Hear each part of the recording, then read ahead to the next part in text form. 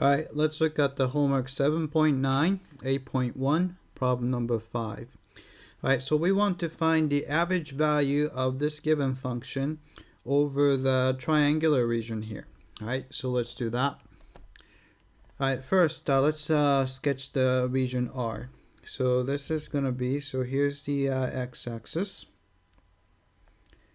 and here's the y-axis. Right, so points are, first one is origin, so 0, 0 here. Alright, next one is 0, 5, so x is 0, so 5 is probably over here. And so that's the second point. And the third point is 5, 5, so which means that, let's see, so x value is 5, and it's going to go up here. Right, so then 5, 5 is right around there. Right, so here's the triangular region. So connect those dots together. So we have this region here. So I'm gonna just shade it. So this is the triangular region we're looking at. All right. So we want to find the average of this function over this triangular region. All right, so first find the area of this region. So area, this region R, is going to be, it's a triangular region, so 1/2. Base is 5, the height is 5, so it's a 5 times 5. So it's a 25 over 2. Right, so that's the area. Right, then let's evaluate the integral. So double integral over this region. So you have a e to the x plus y. I'm going to do it with respect to x first, and then with respect to y. Right, so since the second integral is with respect to y, I'm going to just fix the y value and try to see if this line segment, where it starts and where it ends. Here it's x equals 0 all the way to, so this is just a line with equation. Slope is 1, so x equals y equals x, right?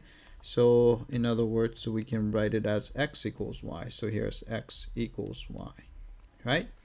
Which means that this guy starts from x equals 0 to x equals y, right? Then we can start from y equals 0, which is here. Then increase the y value all the way up to 5.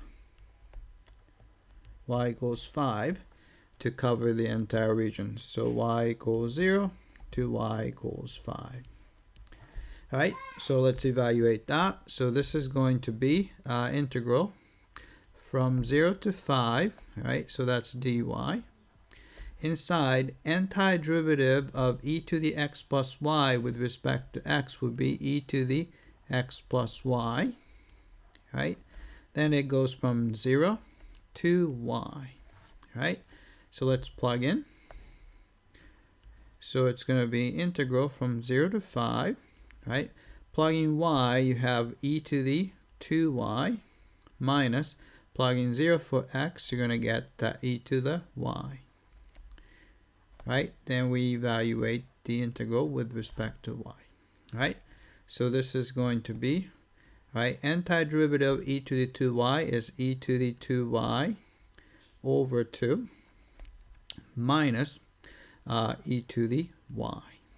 Right, then you're going from 0 to 5.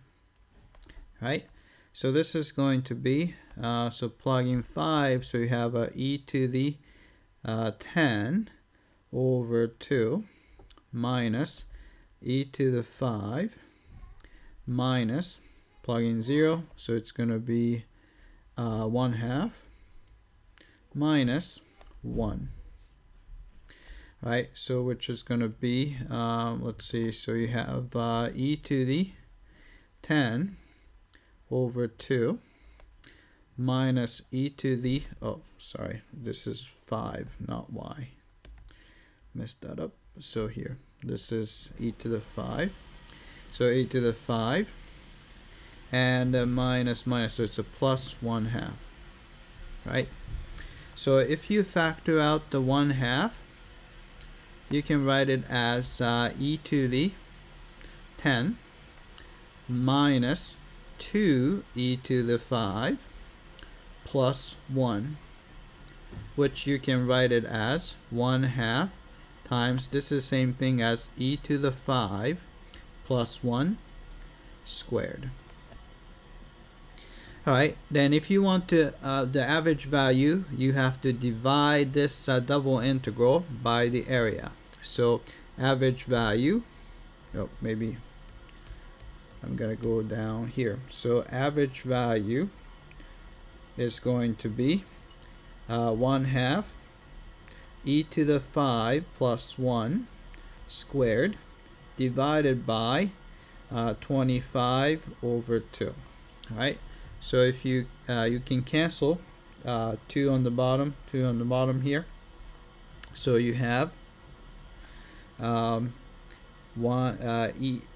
e to the 5 plus 1 squared over 25. Alright, so let's check the answer. Alright, the answer we got was quantity, right, e to the